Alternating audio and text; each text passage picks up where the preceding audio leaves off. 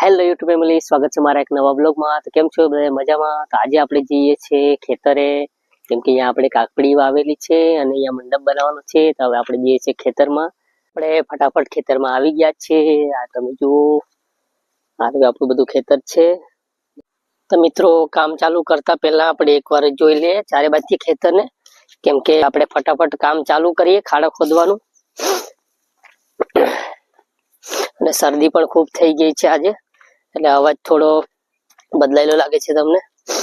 તો મિત્રો, મોસ્ટ ઓફલી આપણું કામ પતી ગયું છે અને હવે ટાઈમ થઈ ગયો છે હવે આપણે જઈએ ઘરે। મિત્રો, હવે આપણે ઘરે આવી ગયા છે। ફટાફટ હવે હાથ પગ ધોઈને નીકળીએ।